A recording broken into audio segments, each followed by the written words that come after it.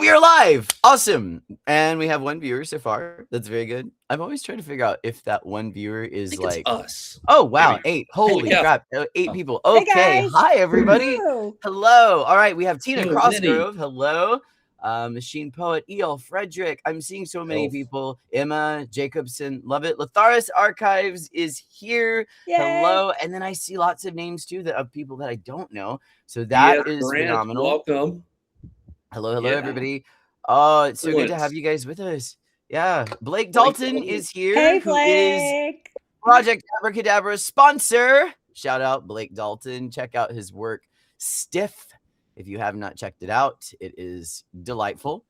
All right. So why don't we begin? Welcome, everybody. Welcome one and all to our live stream here. As many of you know who have been following Project Abracadabra, after every podcast release, Scar and I always try to schedule a live stream with the face and the voice behind the words. So today we are thrilled to have Linda Castor, aka the Galactic writer, here in the flesh on Substack Live. Hello, Linda. Welcome. I usually allow people to introduce themselves, but I really tried to introduce you. So introduce yourself in your own words, Linda. Oh, great. Okay. Hi, everybody. As you said, I'm the Galactic writer. I've been on Substack since about March. It felt like February, but right along. You guys came on around February, didn't you? This year? I think mine was April. I'm not really sure. It was either March or April. We all just converged, though. We all found each other. Yeah, I think I hopped on around January and learned how to use it around March. Yeah, the learning curve, right? The learning curve was there. I'm a retired nurse and psychotherapist who just decided to pick up a novel that I had started a million years ago. Feels like that anyway. At least 40 years ago. And it wouldn't leave me alone, the story. And that's one of the questions you guys had is like, why and how? But that's, So I've been having fun behind the scenes, struggling like any newbie novelist and making my little fun mistakes, but learning quickly and how to get it going. And with lots of support here, it's hard to fail. So I'm excited. Nice. So that'll come out later this year. Very good. And real quick, let me just say, Linda also has her own live stream series right now that she's doing. It's called Stories That Heal. And Scar, my co-host, was featured on it. I think you had Konstantin Dmitriev on it recently as well. Yep. So it's wonderful. If you have not checked out her other live streams, definitely make sure you do, because it's absolutely riveting. And they talk about just real good conversational stuff about really the therapy of writing and like what it does for us and how we heal ourselves and kind of others through their works. And speaking of my co-host, let's go ahead and introduce him as well. So I'm so happy to have him here. He is my brother from another mother. Ladies and gentlemen, let me be the first to introduce Mr. Jonathan Scar at Beneath Wolf Moon himself. Jonathan, take it. Hello, yes, Jonathan Scar. You can find me at Beneath the Wolf Moon here on Substack.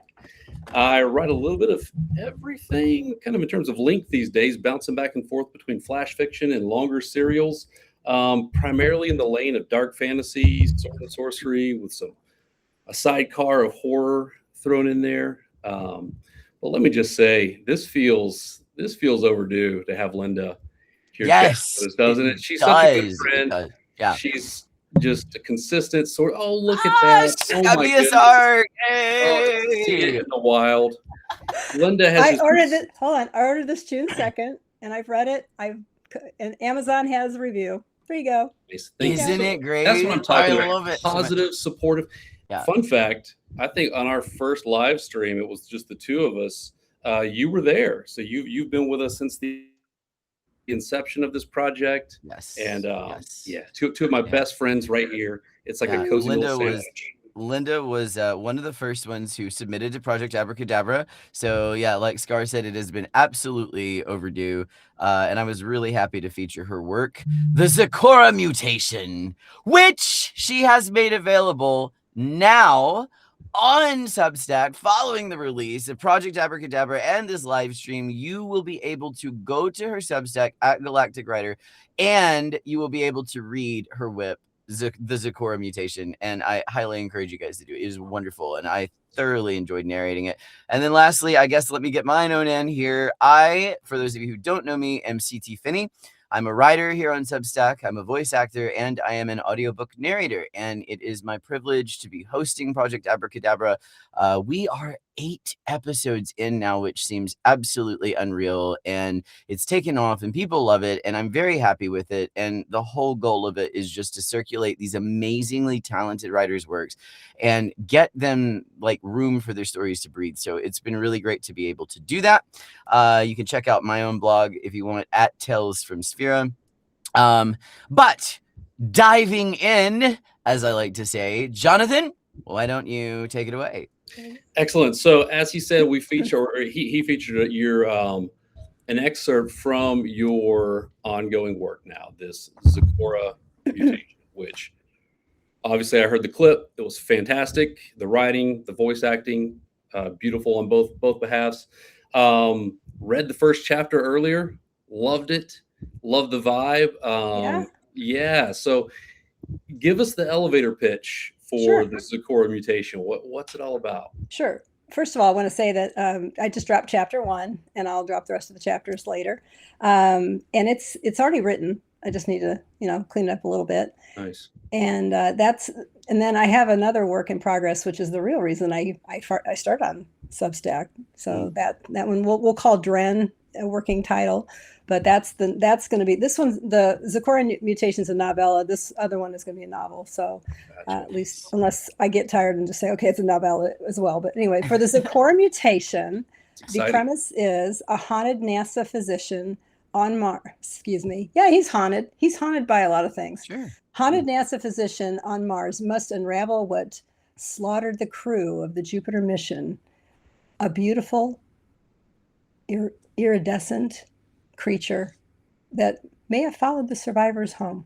Oh, yeah. I love it. Yeah, I love it. Like those things, I kayak a lot, so I'm like on ponds and lakes, and you always are supposed to wash your paddleboard or kayak off after you get in water, because you never know what you're bringing back, like on the tread. So I sensed that when I read Zecora mutation, and I was like, this is one of the reasons why I love sci-fi so much, is because it's like you never know what you're bringing back, so that was a really awesome premise. Yeah it had that, like, obviously it's got the mystery, space mystery, beautiful scenery, the way it's described,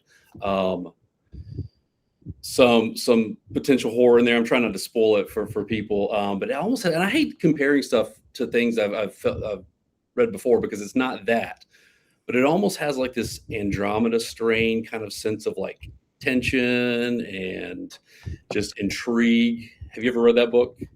Oh, it's so funny you said that. No, really? Not only have I read the book, I loved the movie, and I love Michael Crichton stuff. Oh yeah, I'm sure we'll talk about that later. But yes, thank you for that. That is what I was hoping for. It's people very love that creepy sensory. What is going on? And somebody's got to figure this out, because this is horrible kind of thing. I mean, obviously, what you're doing is your own thing and unique and novel, but it just kind of has that vibe, like it's in that lane. Thank you. It's exciting. Good stuff. Yeah. Good. So you'll get before we get too involved here as well, I do want to invite everybody who's watching. Thank you so much. Feel free, if you have questions that pop up or things in your mind, please ask them in the chat. We would love to have more engagement in the chat. So if you have questions for either Linda, me, or Scar, please post them. We will get to them as soon as we can. I want to also move here, because the thing is, what interests me is, Linda, I love when people begin doing one career, right? And then suddenly move into like something more creative, because that's kind of what happened to me. Like I had been like doing all kinds of stuff. I was an environmental educator. I was, teaching kids about the natural world. And then one day I just woke up and said, I miss my creative side, and I want to re-embrace my creativity. And so I made a massive career change, and you have as well, which I think is amazing. So for those of you who don't know, she has worked for years in mental and physical health. And my question for you, Linda, is what made you decide now is the time that I want to write my science fiction novel? Okay, well, I always wanted to be a writer. I always thought that was going to be my trajectory. And so doing the thing of being a nurse and then later being a therapist was the way to make money and do my life. The honest truth is I wrote the story thinking that's it. I'm going to be a writer. And so I sent it off to a New York publication. This was back in the day where they actually sent you a letter back explaining why they rejected you, and they gave you tips. I have no idea. I doubt they do that these days. But anyway, and I was so hungry to be an author, and when I got that rejection letter, I had no one else to talk with about that. So I just put it in a drawer, and I was like, that's it. Except I did call Philip Jose Farmer. He lived in Peoria at the time, and I read an article that he lived close by, so I called him up, and it took me hours to get the nerve to call him up. And then when I did, he was I was disturbing his lunch. So of course I was mortified then. Dare you? Yes. I'm just getting a sandwich out of the fridge, Like, oh. I love that. But he was very kind, and he gave me advice. He says mumbled something about make sure that you get your North American cereal rights, and I had no idea what he was talking about at the time. But anyway, that was an exciting moment, and then I don't know, just the life happened, The trajectory somewhere else happened. But alluding to your point, because I was a nurse in the hospitals, and because I went into behavioral health, I learned a ton of stuff over the years. So now I can take these ideas that I had and just write them in with rich background that I now have that I didn't have before. So if you think about it, probably all worked out. Yes, it worked out incredibly well, it sounds like. And I love when that can happen. And I also love when we don't have to be defined by our careers, our day jobs do not define who we are, and I think what I would love for more people to take away is that the answer is you can do both. It is totally possible to have this Clark Kent thing where you are a, normal average Joe working your 9 to 5 in the day, and then at nighttime you switch, the costume comes off, and you are rawly your own creative self, and you can be a creative. Both things can be true at once. And my second part to that question too, Linda, is has your professional experience shaped how you create these interesting and unique characters who, by the way, and let me pause by saying, first of all, and I'm going to allude to Zecora Mutation, because if you guys have not checked out her episode on Project Abracadabra, I highly encourage you to. Excellently written script. These characters had nothing but one-liners, and I could feel their entire personalities in those one lines. The voices came to me just so organically. I heard them in my head. They had a whole life that, I just thought that they were living, and they just seemed so real to me. But my question is, sorry to get back to that, is how do you create these characters, and how has that professional experience informed these characters who struggle, heal, adapt, or survive? I honestly don't know how I create the characters. I'm sorry about that answer, but I will say, it was pivotal for me when I went to nursing school. I didn't feel like I received the kind of psychology background that I really wanted. So I would be in the doling out pills, doing my job, and I didn't know how to talk to people. And so when I was giving this one gentleman, I'll never forget his face, these pills, and they were like a huge bunch of pills in this cup, and he just downed them. He kept his eye on me, downed them, and he took his water and drank his water, and that was it. He said everything with his eyes, and I knew right then and there, I've got to figure out how to talk to people because this is terrible. And I don't know, it's just I always yearned to have that psychology background, and so I went ahead and put myself through school, and the rest is history on that. That's amazing. I don't know how. I just feel like I'm observant about people, and do you do a lot of people watching ever? I do. I love sitting in airports. I love people watching. People. Yes. all the isms and idiosyncrasies of people's behavior is fascinating. Yeah. Absolutely. Embedded in the character. Go ahead. No, Linda. go ahead. No, and just to reiterate, you have to be observant really to be a good writer.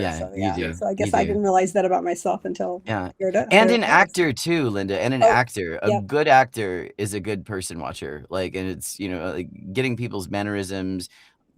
and how their physicality reflects their psychology is like, you could tell so much about somebody just by looking at their body language, and it's amazing. So yes, I'm glad you brought that up because I was going to bring that up as well. I've done acting on stages, and Yeah. it helps develop. How do I want to just the different characters? You embody the different characters, and then it just extends when you're a writer. So I think that is a really great point, Finney. Yeah, that's another. Yeah, if you are a writer listening, try a little acting. Do it. Just go to your community theater audition. You would be amazed at how much it will improve your own work, sharpen your dialogue, and like really make you think about a character. Like, I love, I'm in my own little play right now for Young Frankenstein, and I'm playing Frederick, and it's an exciting role. Sorry, not to digress too much, but it has been on my mind. I want to, before we pivot here back to Jonathan, I do need to shout out, let's see, Jessica Huckabee asked a question. She said, how can a writer get their work featured here? By here, she means on Project Abracadabra. Jessica, I am going to post the link in the chat. I just posted it. That will take you to the post, which will give you the Project Abracadabra submission guidelines. And for anybody else who is watching, who's been thinking about wanting to get their work featured on my podcast, check out that post. It'll tell you how to go about doing that. We have a really great submission process. It's smooth, it's fast, it's effective. Shout out to Gilded Pleasures on Substack, who is my like angel, like sent from, I don't know where she's from, but she's out of this world. But yeah, you copy that link, paste it into your browser. It'll take you to the post, and that's how you can submit to us. We'll review it. We'll get back to you. And yes, so I encourage anybody watching who would like to have their work featured on Project Abracadabra to go ahead and do that. So, all right, take us away again, Johnny. Yeah. So two things. One, I think part of why we do this, it's really just to get to meet the author, the person behind the voice, but also some tips for folks. And I think that just mentioning that, looking at people, observing people, even I think someone mentioned that they're too shy to people watch, people listen. Even that, just voice traits, any of those things, learn to kind of capture that stuff and try to put it into your writing, I think is a good tip. And then just, sorry to bring up old trauma, but going back to the rejection, thankfully with Substack, this has got to see the light of day because we all get to benefit from it because it's beautiful. And I'm just so glad that we get to share in that story with you. So talking about science fiction, one thing that I've always noticed about science fiction is that, well, not all of them, but quite a few seem to incorporate this hard science approach into it, which I find fascinating, but also daunting as a writer to incorporate that in. So for your work, excuse me, did you research things like physics, biology, anything like that for your story? And I've got a second part, but we'll stop there. Just to what extent does hard science inform your stories? Well, before I became a nurse, I was planning on being a doctor. So I took those physics courses, and I have a working memory or understanding of those concepts. And so it's just that having that rich background helped quite immensely. I also do research. I am a junkie for new news tech on futuristic things, and if anything's about robots, I'm all about it. So I love that. Can you ask the rest of your question, or is it? Well, no, that's cool right there. Just the fact that you are kind of research oriented in your mind and collect all that data. Just to kind of sidetrack for a second, one thing I noticed in the Zecorian mutation that you mentioned at one point, you talked about AI. Was that something that was in there from 25 years ago? Is that an update, or I think you just meant it was like a security mechanism against AI? Yeah. I actually updated that because very cool. When I was reading my old manuscript, it was very archaic. It kind of made me chuckle about things I thought would be, advanced when we're already here. So I had to, without tweaking too much of it, I thought I would correct a reason why there's analog things still present in this universe or this story. And I just kind of threw it out there. Sometimes if you can connect the dots for readers when you're making stuff up, that of course is key. Well, I think that kind of attention to detail is what makes it so good. But okay, so kind of continuing along that exploration of science in science fiction, do you, and if you do, how do you balance hard science, the plausibility of science with imaginative freedom, so where you can kind of make up your own designs, but also within the parameters of real world science? Well, if you think about Star Trek, for example, you know how they beam people up. And that's Yeah. a fascinating concept, right? How did that happen? How does that happen? You know, so now we have AI at our fingertips. We can say, well, how would they dematerialize and materialize again? What kind of, and then AI gives you some kind of concept. And sometimes they'll throw out some science fiction ideas. And it's kind of like, oh, okay, I could probably go with that. If I believe it, then the reader will believe it. So there's that. Right. I think the thing I love about technology or science fiction itself is a lot of advanced technology has been rendered as a result of science fiction stories. You know, Yeah. we get these like creative ideas, and then an inventor out there goes, "Well, I think I can make that," and there we Yeah. are. So, Nice. Life imitates art. Yeah, that's It cool. does. yeah. It really does. Yeah. And that's the thing, like the only reason I have never like dipped my toes into sci-fi is because I feel like sci-fi readers are very, very specific, and they want that what's the word I'm looking for? Maybe plausible deniability, something like that, perhaps, to where they want it to be like less of like just crazy and more of like something that could actually happen, you know, or at least when I read sci-fi, I like the ones that seem like what was the one I think a movie I watched recently, and we're about to pivot into this question, so this is good. It was The Martian with Matt Damon in it, you know. Mhm. And to me, it was totally science fiction, but it was something that could absolutely have happened. Like that, it's like I Yes. could see that, you know, it was very realistic. And so I appreciate sci-fi that is, I mean, you have your fantasy sci-fi, which is like, you know, Star Wars and stuff like that. There's nothing wrong with that. And I love it. And they're great. But the ones that stick with me that I remember the most are the ones where it's like, oh, wow, this could actually be a true story. And I feel like with Zecora Mutation specifically, that's very much what you did. Because if you think about like the vastness of the cosmos, right? Let me just go there. Let's just go there. Do it. So much out there we probably don't know, so many possibilities, and why could there not be some sort of flesh-eating bacteria out there that, you know, might just fuck everybody's world up, like, you know? So I love that idea. It seems it's totally realistic. And the And survivability, you know, like how yeah, did it survive? Where does it, in what conditions does it survive? Yeah. exactly. And Mhm. like, and that's the other part. The other thing I want to say to that too, Linda, is one thing I love about your work is you also present like you don't really have like a necessary like antagonist hell bent on destroying the world. You might, but what I like is the environment as the antagonist. Those are very, very strong like reads to me. So I really enjoyed that. And I kind of see that a little bit with Sakura Mutation, at least from the excerpt that I read, you know. And so because we were talking about influences, I want to pivot a little and ask you what influences specifically shaped the Zakura Mutation? Was it books, films, otherwise? What all you got? Hit us with it. I'll hit you with all of it. Let's do it. Michael Crichton I just love his stuff. Mhm. Andromeda Strain, Coma. Um, Coma was very creepy. Mhm. And I have some creepy elements in Zecora Mutation. So No. very similar to that. Bookwise, I go back to Bookwise, though. I will say the first book I really read was is Tolkien. I love Tolkien stuff like Yeah. that. I Classic. learned from Tolkien that well, I guess I could talk about it. There's a Dr. Devlin in Zocora Mutation. It sounds like Uh-huh. devil. Uh-huh. And I learned that from Tolkien because he carefully crafted his characters on how His the characters. sound. And Yeah, so I yeah, thought, so Devlin is definitely a Tolkien thing for me. I love that. Let's see. What else? Ray Bradbury. I read that. I love Oh, yeah. Illustrated Man was one of my favorites. Yeah. I was back in the day, Amityville Horror was very popular. I read that. Yeah.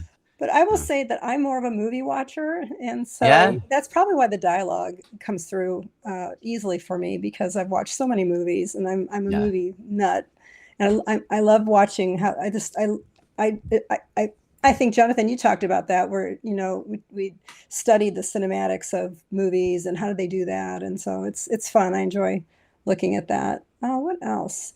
Aliens. Oh my goodness. That's Yes. a good one. Yes. Yes, absolutely. That Absolutely. definitely shaped my life and my writing. Close Encounters of the Third Kind, Starman. Yeah. Yeah. So yeah, those are just a few of the ones that stick out. Oh, Ah, look! look, he's got the alien statue. I'm It Yes. so inspires me. jealous. Love it. I'm so jealous right now.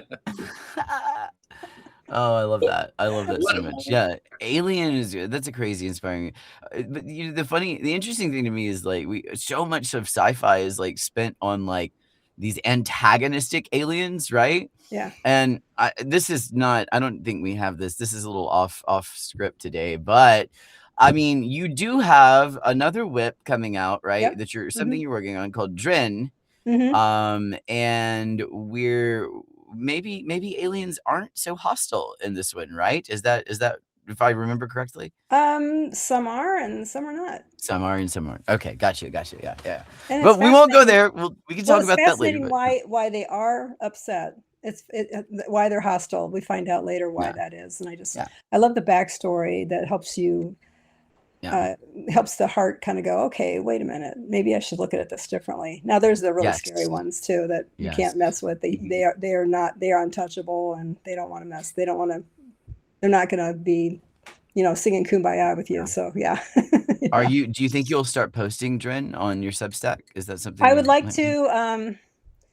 It's a pretty long one, so I'm thinking December, January, something like that. I got to get going on it though. I've been doing all these lives. It's been fun, but it takes me a little bit away from it. But I've been balancing it We want out. to hear from you though. We need to hear. We need to see you. You're like a beam of sunshine in our lives. Yeah. I'd rather definitely. do this than I do occasional notes, and I'll think of something and I'll throw something out there, of course. But Yeah. I'd rather do the lives. They are fun. Well, So the I writing, love the fun. writing is fun and it's enjoyable and it's what we do. But it is Yeah. our work. This is fun. This this is is Yeah. a blast. Yeah, Yeah. a toast sandwich. This is just me hanging out with two of my best friends. I Aw. love it. Yes, I love it too.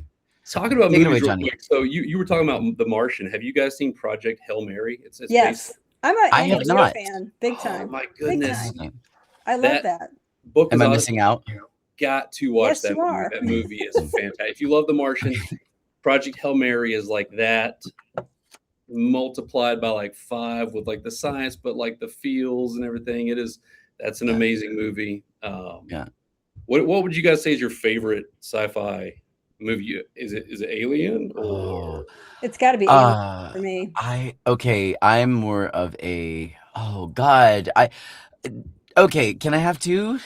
yeah. All right. I need So to. first of all, fucking and yes, sorry for everybody in the live stream. We do use cursey words here at Tales from Sphyra. So Oh, I thought you were saying that was the name of the no, movie. no. Like, No, what? no. The space opera. Fucking Event Horizon. First of all, You took one of mine. That's awesome. That's it awesome. didn't it did. The thing is like the graphics may not have aged as well, however, that plot for me was like, It's so good. it put me on a path. I got so fascinated by black holes when I started watching that. I was like, what is an event horizon? And then the idea of like why the things happen in that movie is just really interesting to me. But then my other one, like when I've always loved Predator. I have always loved Predator. Yeah. And that was like when I did in Jonathan Scar, and when we did Hi Dang's Project Abracadabra, and I had to voice Ragborin, Scar was like, what about like Predator for it? And I was like, oh, I was like, okay, now I see what we're doing. Yeah. So it was like that Predator is like a definite, like, I like that one a lot. Sorry. It's good stuff. Yeah, that sounds good. Event Horizon, that like horror meets sci-fi, just chef's kiss. So many good ones. A little one that doesn't, I don't think, get a ton of recognition, but have you guys ever seen the movie Sunshine with Cillian Murphy? I want to say Chris Evans. That is a sleeper sci-fi hit that is worth I'll have to check it out. Yeah. Write that down. Sunshine. Yeah. Sunshine. It's a good one. All right. So I could talk all day about books and sci-fi because I've got quite a few. So we're on the topic of aliens. We're going to unpack aliens more later because I could tell we were all getting excited talking about that earlier. But I'm not saying that there are going to be aliens in your novel. Okay, I'm not trying to. I don't know. I don't know where we're going with this. I'm not going to make any assumptions here. But if there were, it's fascinating. This is another thing that intimidates me about sci-fi, and why I have so much respect for you. For one, many reasons, I have so much respect for you. But how do you write an entity, a character that does not think like humans? Like that's what we know. And so is it challenging to think, if you were to write about aliens, how do we do that? It's an organism not like us. And how do you make it believable? Well, another experience I've had in my lifetime is meeting people from other countries. And the translation's hilarious sometimes when people go, what do you mean that? And I can't think of one right now, but well, okay, I can think of one. So I had my Japanese friend, Kazuko, here, and it was Christmas time, and she saw the little lights dangling from houses, like this. And she said, oh, there's testicle lights. I love that. It's not too far off. I take those kind of things, and I'm like, I tuck it away. I'm like, oh, that was interesting. That was fun. Follow that back there. The different cultures. It's amazing to learn from different cultures and what they do and how they do it, and their interpretations of us and what we do. So that is definitely a little resource that I have. That's really cool. Yeah. And that's kind of harkening back to Project Hail Mary that we were talking about earlier. Yeah. Finn, when you do check it out, that's such a big component is language. Yes. And the communication. What was the movie with Amy Adams where she was a linguist and basically she had to design language to interact with aliens. Oh, that was a good one. I saw that one. The same guy who did Dune and all those. If you know the name of it, for the viewers, if you know the name of that one, drop that in the chat because I remember that one and that was a really good movie.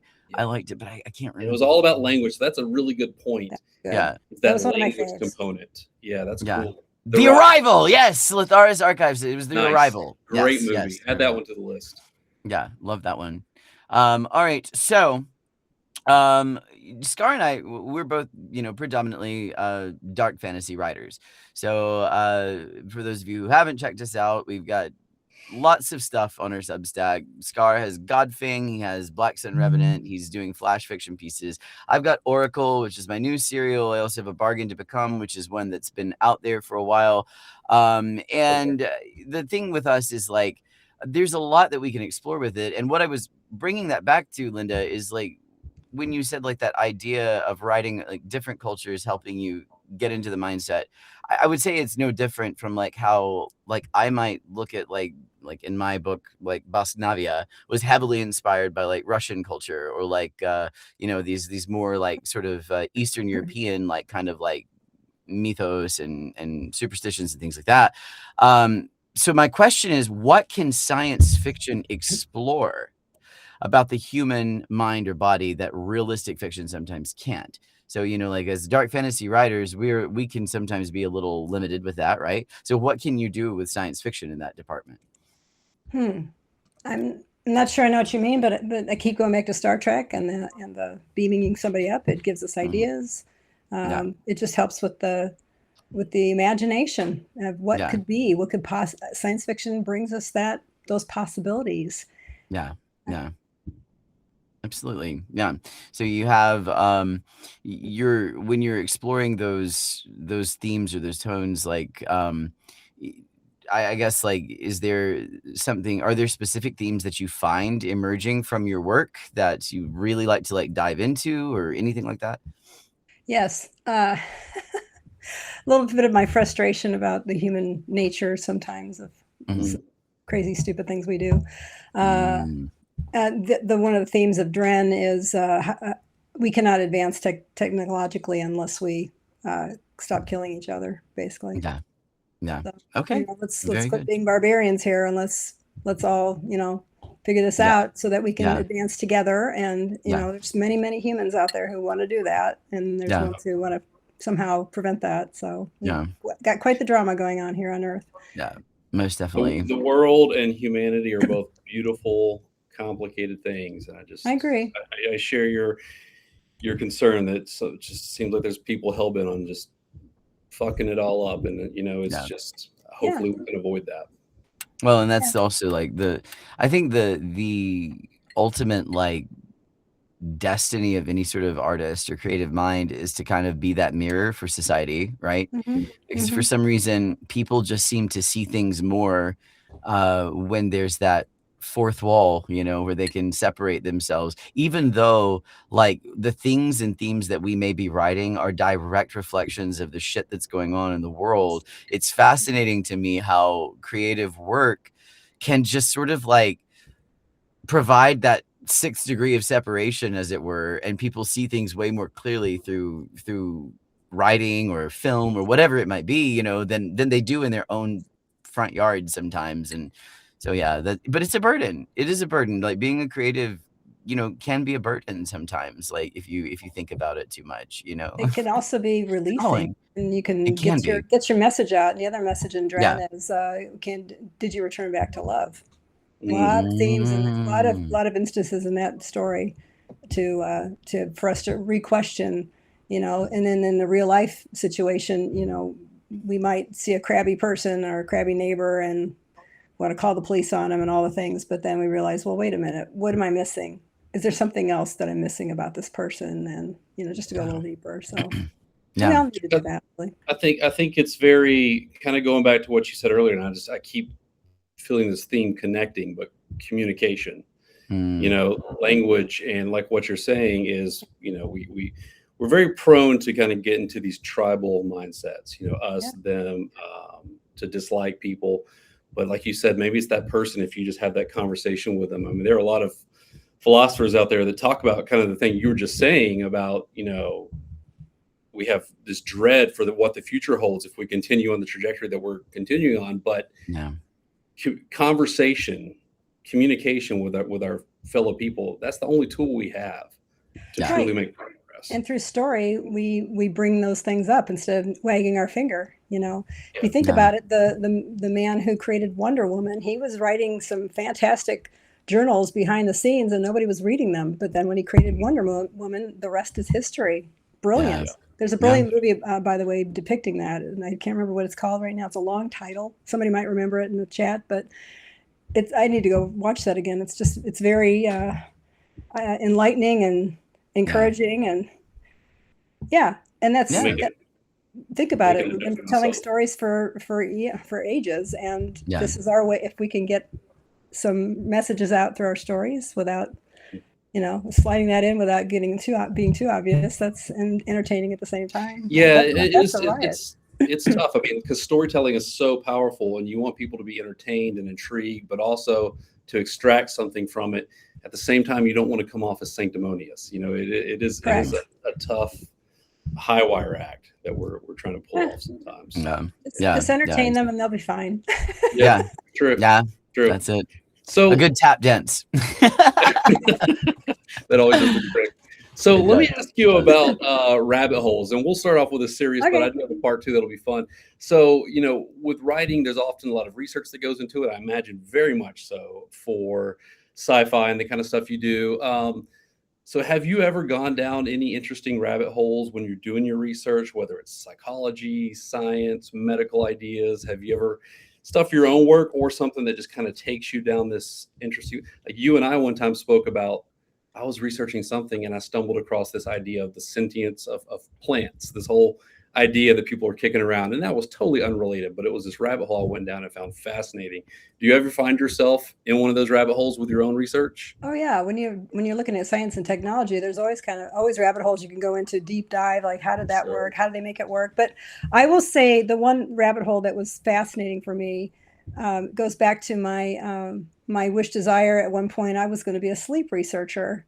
And I had set up with, again, back in the day, you just write somebody a letter, and then the professor says, yeah, come on up, and I'd love to meet you. You're interested in our program, and come sit in my class. And because I was fascinated with sleep research at the time, but my overprotective mother would not let me go because Somebody was, I guess, a medical student was murdered or something in that area. It's like, June, you're not going. So there went that dream. But then I watched Westworld. Oh yeah. And that they had the dream machine in Westworld. Very and cool. in my story, Dren, there is a dream machine. And that fascinates me. So of course I'm diving into all kinds of research on what is it about. And the Japanese actually have something fairly close to seeing images. It's fascinating. It's beyond what you would think of as an ultrasound. Yeah. They're nowhere near, it looking like a video, but it's fascinating how they're connecting and using AI and computers to render all those things. So I wanted to know exactly how they were doing it, how far they were along they were, so that my story was still relevant or had some, science, real science behind it. So no, I do care about the real science behind the stories. That's gotta be fascinating. Now, I might miss something. I'm only human, but I do my best to, get something right. Yeah. Was Westworld? I'm sorry. Go ahead. No, go ahead. No. Oh, you're fighting over me. I love it. You're so interested. We both want to hop in. Was Westworld a Michael Crichton thing, or was yes? Man, he's got his fingers in everything. Yeah. Oh, he's amazing. Jurassic Park.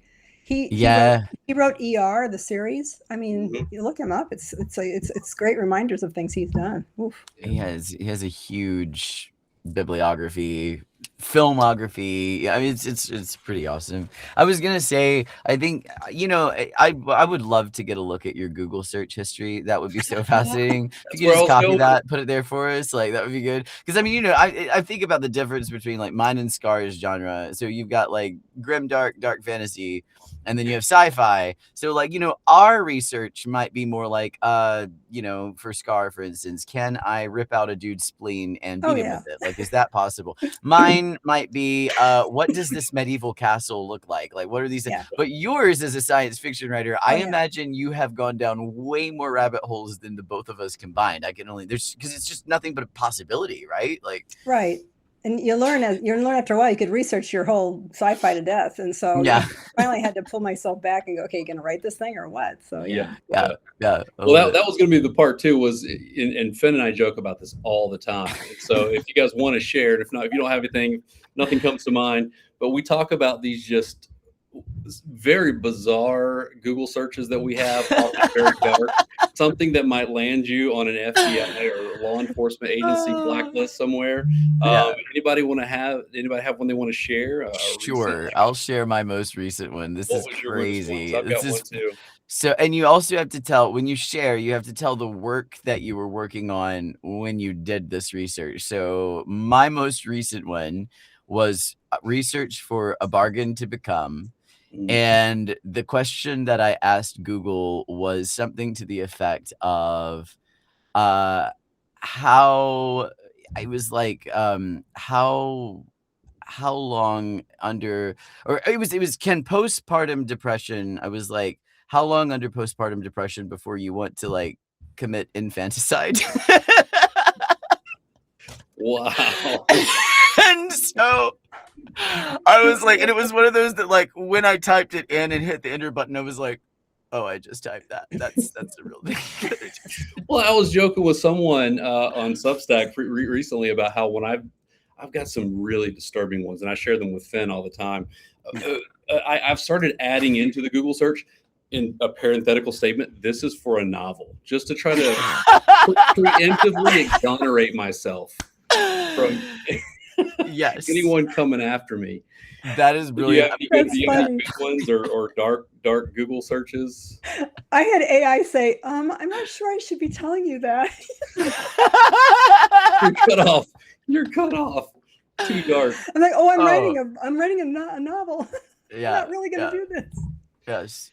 All right. So we were holding each other. Yeah. Go. Mine was it was for Godfang for an upcoming chapter, and I Googled at what temperature does blood boil. And I went, woof. And then this is for a novel. Asking for a friend. Got somebody knocking at your door. We need to take My friend CT Finney asked me. I know nothing about this. I love it so Oh, much. good stuff. And yours, Linda, I'm holding you to it. You got to share us. You got to share something. What did AI tell you? No. I just recently did. Oh, I was writing some of the more gruesome stuff in the Zecora mutation, and I was asking about doing something to some body part, and the AI was like, I would not recommend that. And Yeah, I can't remember ChatGPT what was it like, is. "Are you going through something, Linda? Do you need to talk to somebody?" Here's the helpline. And I was surprised. I'm like, well, you're supposed to answer, aren't you? Right. No matter Right. what.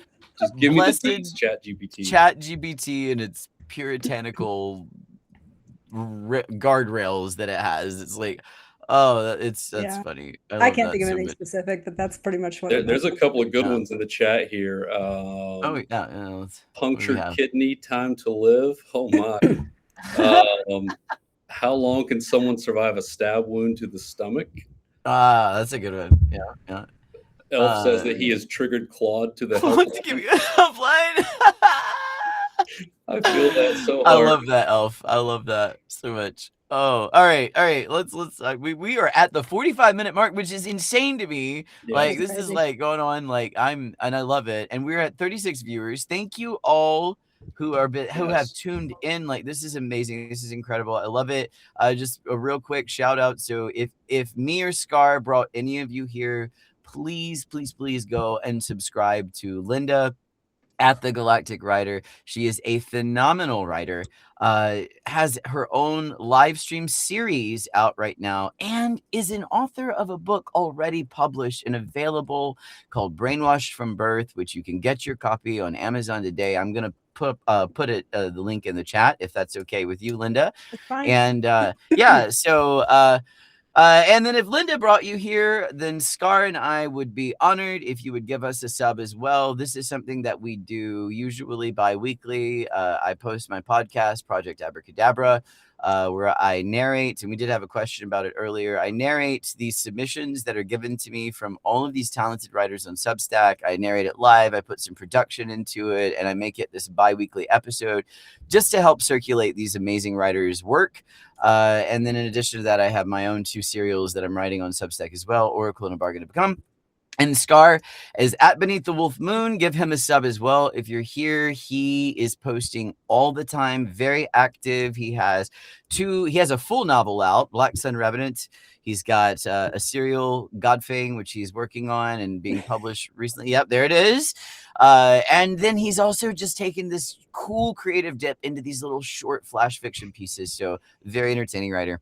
So pivoting from that, let's go into we've almost reached the end of our questions, which is great. This is good timing. So Linda, are there any familiar science fiction tropes that you as a writer would like to challenge or reinvent? Well, yeah, I mean, turning things on its head, like the protagonist is actually not so great in struggles or whatever, and so and maybe the antagonist has a change of heart, or to get rid of the stereotypical, somebody wears glasses is smart. No offense, Scar. I'm evidence that is obviously not true. I really, I don't have a deep, sexy answer for you. Sorry. I tried to think of one, but it excites me to think that something will pop up in my head and I could try that. So yeah, why not? Yeah. Be fun. And Linda is, for those of you who don't know, she is my Substack girlfriend. So all of your answers are deep and sexy to me, Linda. I love you. Worship the ground that you walk on. So, all right, Scar, take it away, Johnny. So, are we done? you signed on for 2 hours, right? We're chaining you to your seat. We'll have some fun with the last 10 minutes. We'll step away from the highbrow art of everything. Yeah. But this is serious, and I think it could be good for people to hear. And I know you've talked about this recently. I know we've all experienced it. But when you're writing, especially when you're tackling something like sci-fi, something new, trying to put something out there, it's very vulnerable. It's a very tough thing for us. And so as a writer, have you experienced uncertainty or self-doubt, this desire for like perfectionism? And I know I just hit this point where I want to revise endlessly, and I get to a point where it's just diminishing returns. Have you experienced that? And what helps when you go through those feelings? When you just said that, I was thinking, when you edit something to death, you kind of know when the life you just took the life out of what was just there moments ago. Yeah. So it's recognizing, did I just breathe life? I breathed life into this. Now, did I just kill it? Suffocate it. And it's amazing. You can switch around just a few words and it doesn't read the same way. And so, so when it doesn't resonate with me anymore, I'm like, oh, I think I'm done. I don't need to be taking that out. And that's kind of what I was doing with the core mutation. Oh gosh, what else were you asking? But what about like, and that's a great answer. You just kind of know when to stop with that editing, because we can just edit ourselves. Oh, the perfectionism you were saying. Perfectionism, self-doubt. I'd have my novel pretty much done if I wasn't a perfectionist. So yeah. I also, as a newbie, they should not call it a draft. They should call it something different, like discovery. If you call it a discovery, that would have made sense to me. But I thought, no, I got to write this draft, So it's taken me a little longer, but I think I'm getting into the swing of all of this, being on Substack and carving out the time in the morning. I get up at 4 a.m. if I'm lucky, and write until I don't know, noonish if I can, just because right now I'm in the big dump of the discovery. So consistency, community. That's another thing that I've found that's helped out. Just leaning on the folks around us. Oh yeah, talking. Energizing. Right? It is. I'm energized by all of you, everybody in this chat, and us here. Yeah. I just can you? I can't imagine writing something without having that. A lone writer. Back in the day when they didn't have all this, and just to put something out, sending out your paper manuscript off to publisher house, it's very lonely. And so and then I didn't back then when that actually did happen to me, and I got a rejection letter, but I'm like, oh, I'm not supposed to be a writer. I guess I'm gonna go do something else. I've looked at my I know I've looked at my notes from Dren, because my 26-year-old also wrote parts of Dren, and she crossed out some like, this sucks, and I was reading, I'm like, no, it's really good, like what? So I didn't have a lot of self-confidence back then. I had no idea. So that's why it's exciting for me to resurrect this story and share it with everybody, just to kind of see what everybody thought.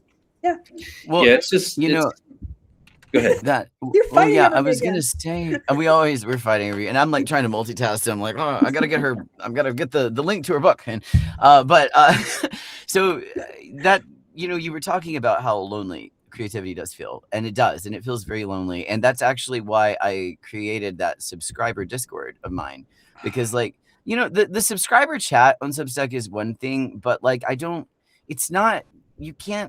there always seems to be some kind of wall, or it's not quite as engaged as the interaction. When I linked this Discord for me, took this whole thing to another level. So it became this place where it was just this creative hub where we have a community now, which you're in, Scar's in, I'm there, we're all active. It's like being right in the room with us. Sometimes we just hop in voice chat, we hang out or whatever, and that's the cool part, is it suddenly, once I did that, I personally felt way less lonely and more inspired in my own creative efforts, because, and for those of you, Lithara says the Discord was her salvation. That's okay. That's high flattery. It's not a cult. I swear it's not a cult that Scar and I started or anything but no, it is one of those things where it's and if anybody is interested in joining it, all you have to do, give me a sub, DM me and tell me you want to join. I will send you the link to my Discord and you can be right in there. And it became this place where, well, number one, it's very unhinged. So it's just a bunch of creative sickos that are just going off and on every day, and just whatever comes into our mind, we're popping it in there. But it also became a place for us to share all of these creative ideas, bounce ideas off of each other, circulate each other's works, peer review each other's stuff. And I mean, it's I'm so grateful for everybody who has joined that Discord, because it made me feel so much less alone in this whole thing. So I don't know if the two of you felt the same, but speaking for myself, no, it's fantastic. It really is. I've got tons of stories I can share about it, but I think we're pushing it on time here. We are. We've got 6 minutes left, if So, all right, we need to do a rapid fire round or something. Scar, what are we doing? Save us. Let's see here. So, Linda, did you have questions for us? I think we can hop to that. If not, I didn't. Let's keep moving. Let's do it. All right. So we've got options here. We have 6 minutes or 5 minutes. Yeah. Do we want to talk about aliens? The joy in his face. Of aliens, or do you want to talk about? I've got a fun group question that we could brainstorm, or do we want to do like a would you rather to wrap it up? What do you guys think? Let's do something not so. Let's do a would you rather, because if we start talking about aliens, we're gonna be here for like another hour. Another hour. So yeah, let's do would you rather. Yeah. So in preparation for this, we all have crafted 2 would you rather questions. One of us will ask, the other 2 will have to answer. Should we let our guest kick us off? Yes. Sure. Kick us off with your would you rathers. All right. Would you rather fight Calvor or Asa? Oh, that's a hard one. Those are 2 characters from Jonathan's novels. So, yes. In case you didn't know. Okay. I mean, either way, you're messed up. Ben, let's let you start, and I'll. You're fucked either way. Mm-hmm. But. Do I have powers? Or is it just me having to just raw dog both of them? It's just you. Oh God. I think, you know what? Here's the deal. I feel like Kelvor would make me suffer, and I feel like Asa would just give me a quick, clean kill. So in that sense, if it's just me and I have no powers, I would rather fight Asa, because she's gonna hit me with Sithrael, and I'm gone, and it's over, and I'm dead, and Sithrael will feast on my soul, because that'll be fine. I think that is the only correct answer, because as I was thinking, Asa is just efficient, would just lop the head and move on. Kelvor would probably rip off both arms and drumstick you to death. And while some folks may be into that, no shame. Yes. I would go for the quick, efficient death. Great question. The quick, efficient death. All right. Very good. All right. Do you have another one? Or do we want to go like around? Go ahead and do your second one, Linda. All right. Not quite as sexy as that first one.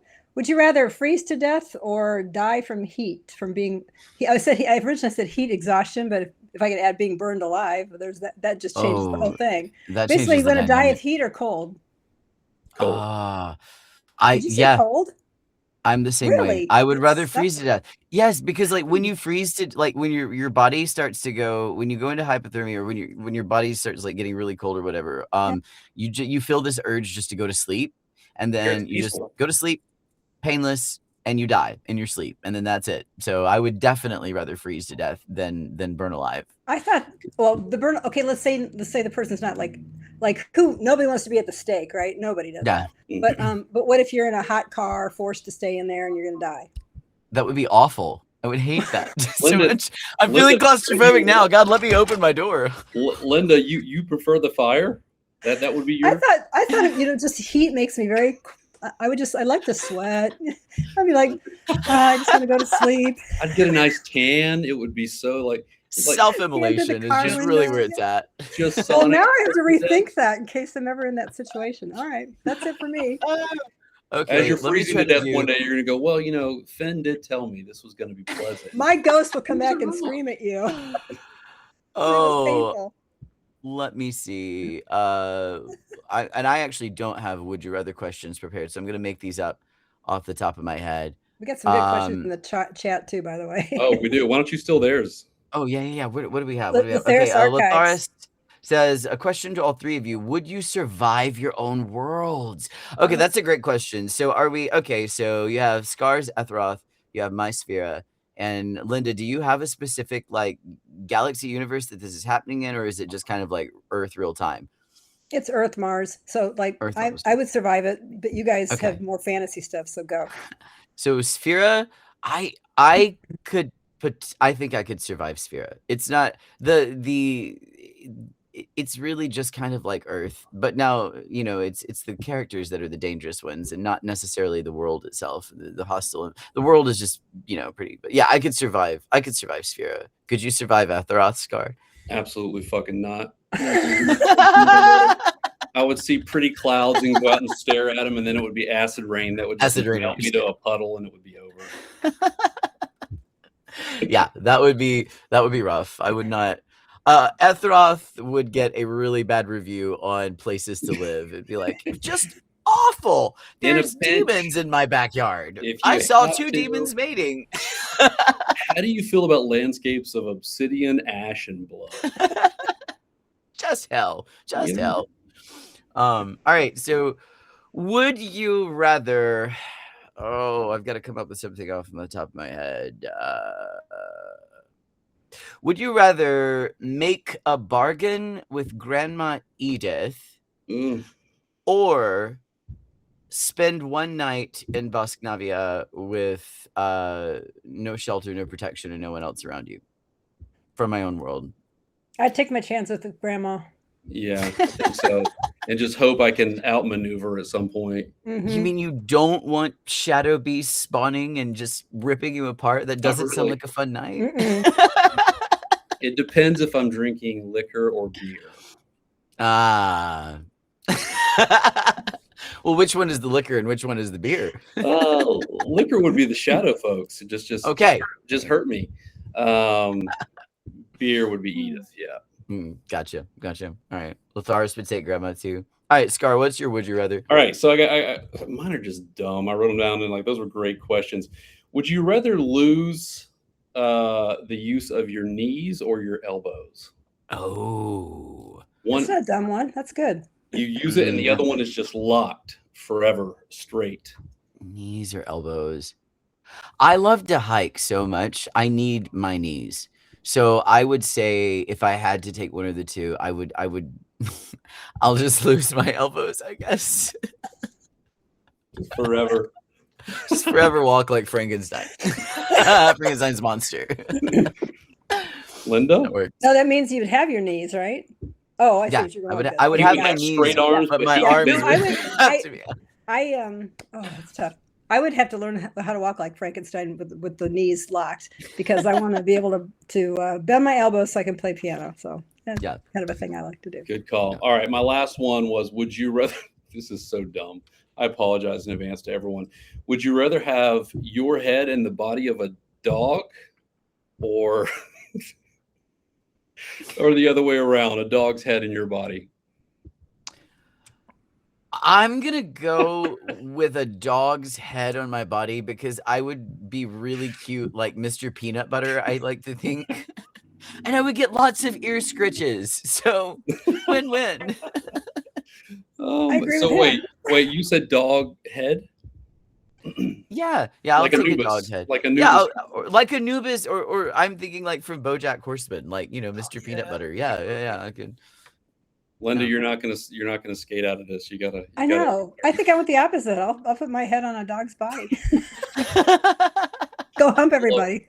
Let's see if AI can give that image to us. I would love it. Oh, don't no. All right, y'all. Well, we are now at an hour and 2 minutes, so we are technically over our time, but you guys have stayed with us, and that has been absolutely phenomenal. Thank you guys for tuning in, and Scar and Linda, thank you both for your time today. One last shout out before we go. We featured the Galactic Writer on Project Abracadabra, Episode 8, The Zecora Mutation. If you have not seen that podcast yet, please navigate to my Substack now and have a look at it. It is a lovely episode, and she provided me with a wonderful script. And if you like what we have been doing here, please give a subscription to me and to Scar, who is my co-producer for Project Abracadabra. This is an exciting community project bent on just circulating everyone's work, getting everybody more exposure, and I'm happy to play whatever part I can in that. So... until the next time we're all again together, thank you for reading and listening along to Tales from Sphyra. I'll see you all by the fireside. Love you guys so much. Love you both. Bye, everyone. Bye.